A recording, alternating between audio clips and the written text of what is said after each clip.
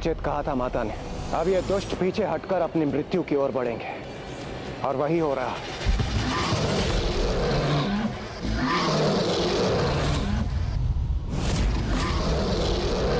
कीचड़ के समान भीरू मत बनो, आगे बढ़ो। देखो, है तो ये तुच्छ नारी ही,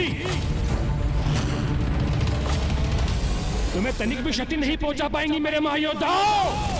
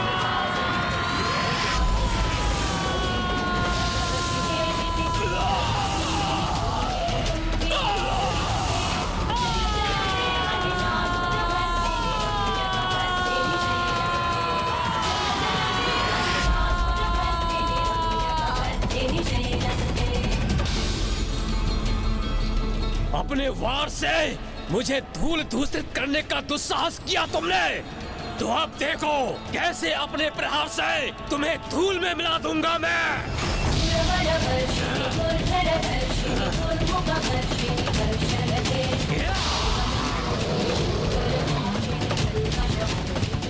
वो तो तुम तब करोगे ना दुष्ट, जब मैं तुम्हें प्रहार करने का अवसर दूंगी।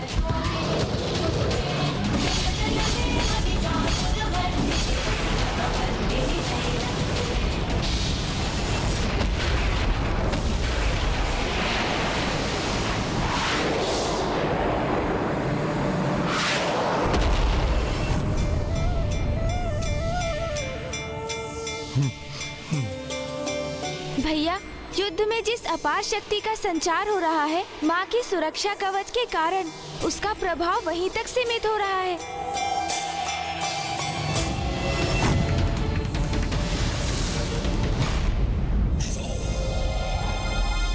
धिक्कार है इस असुर महायोद्धाओं को, एक तुच्छ नारी को रोकने में असमर्थ हो रहे हैं ये।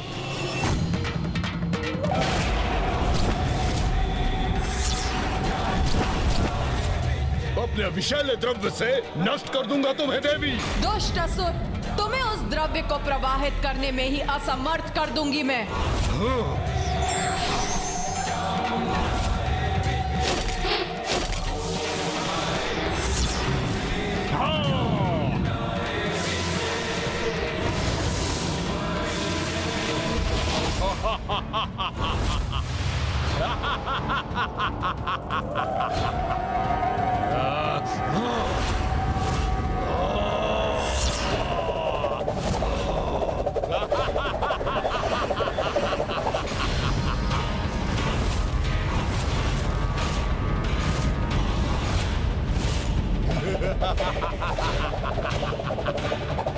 इतनी तीव्र गति से अपने दोनों मुख गतिमान करूंगा मैं कि तुम लक्ष्य साध नहीं सकोगी, किंतु मैं अपने घातक द्रव्य से तुम्हें भस्म करूंगा।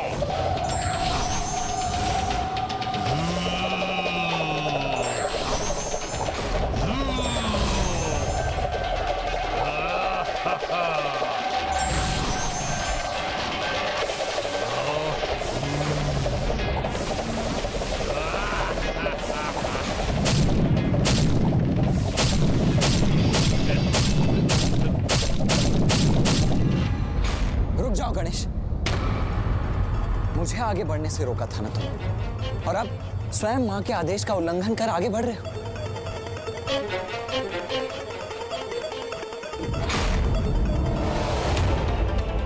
नहीं भैया, माँ का आदेश तो मैं कदापि नहीं भूला, किंतु हम इन दुष्टों के वध के उपाय माँ को बताना अवश्य भूल गए हैं।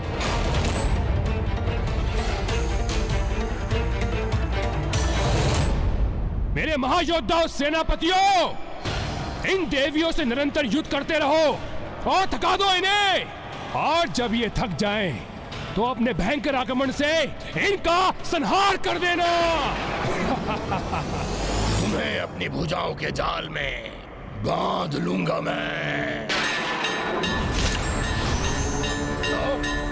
ये क्या? मुझे कुछ दिखाई नहीं दे रहा। है क्या ये? तुम्हारी भुजाओं को अपने त्रिशूल से बांध दूंगी मैं, अक्षम्य कर दूंगी मैं तुम्हें।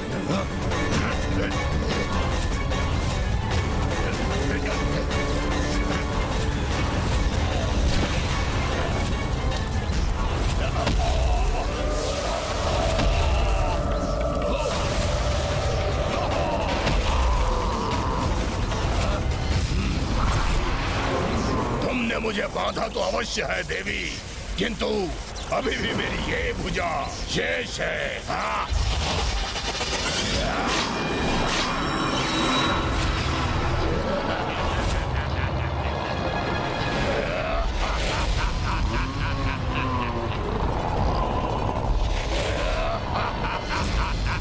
आश्चर्य, इसकी भुजा इसके तन से विलग होकर पुनः उत्पन्न हो गई।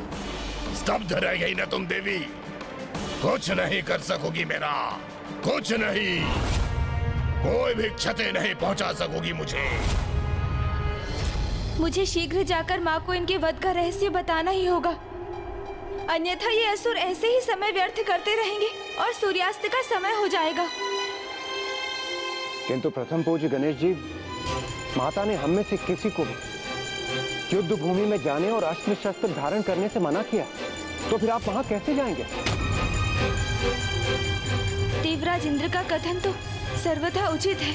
मुझे ही कोई युक्ति सोचनी होगी जिससे माँ के आदेश का उल्लंघन भी ना हो और उन तक पहुँच भी सकूं। देखो देवी, देखो, मैंने अपनी भुजाओं को स्वयं से विलग कर तुम्हारे बंधन से मुक्त करवा लिया है स्वयं को। आकाश की ओर बढ़ूंगा तो ये कैसे वार करेगी मुझ पर?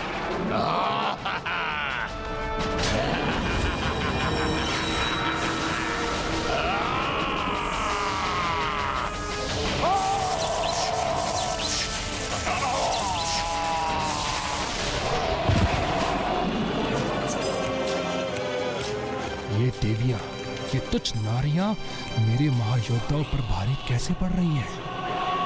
नारी की शक्ति का उचित परिचय प्राप्त हो रहा है इन दुष्टों को। ज्ञात हो रहा है इन्हें नारी का अपमान समाज और व्यक्ति दोनों के विनाश का कारक बनता है।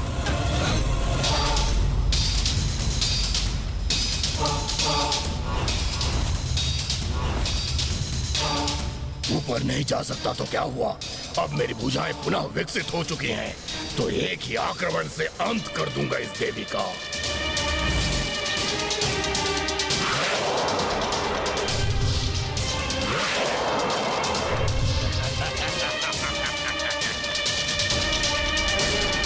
इस प्रकार तो आज ये युद्ध समाप्त ही नहीं होगा। मुझे कोई तो मार्ग निकालना ही होगा। मेरी देश सेना का कोई भी सदस्य युद्ध करने के लिए आगे नहीं बढ़ेगा और ना ही अस्त्र उठाएगा।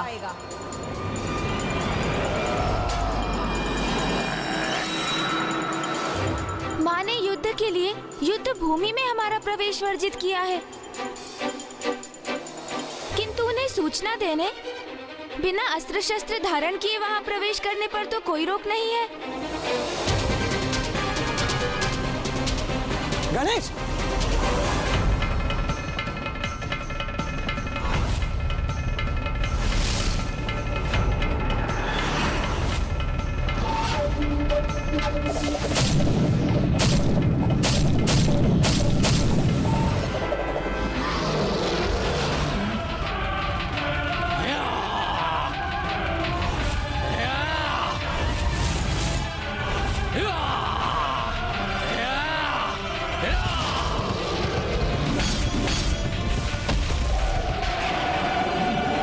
मुझे शीघ्र माताओं तक पहुंचना होगा।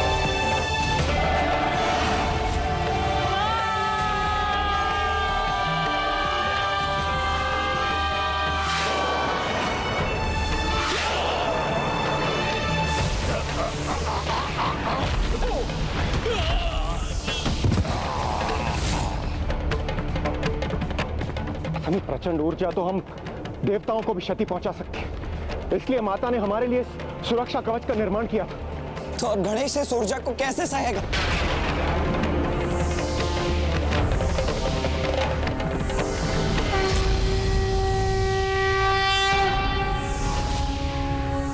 माँ का आंचल ही मेरी रक्षा करेगा।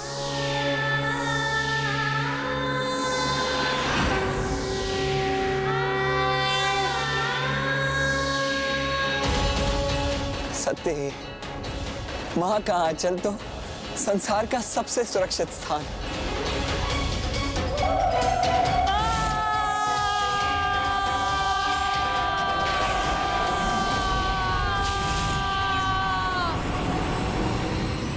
उत्तम, अति उत्तम। बहुत आनंद आ रहा है मुझे इस क्रीड़ा में।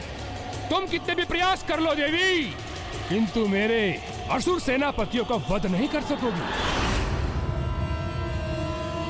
देख लो।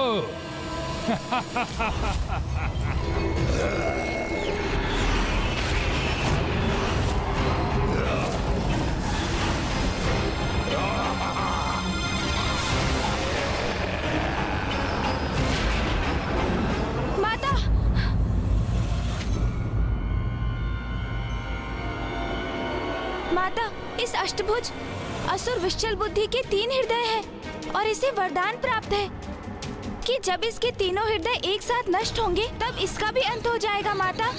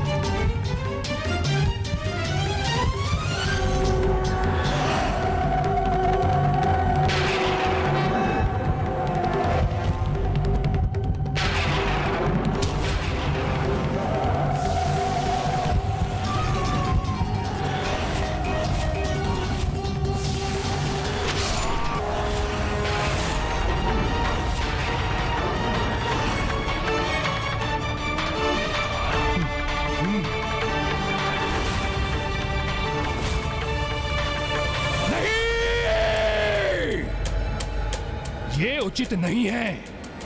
कैसे ज्ञात हुआ देवी को विशाल बुद्धि का भेद?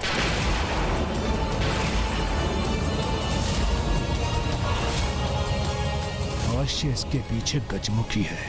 नाश लोचन, विनाश लोचन, शीघ्र जाओ, रोको उस गजमुख को।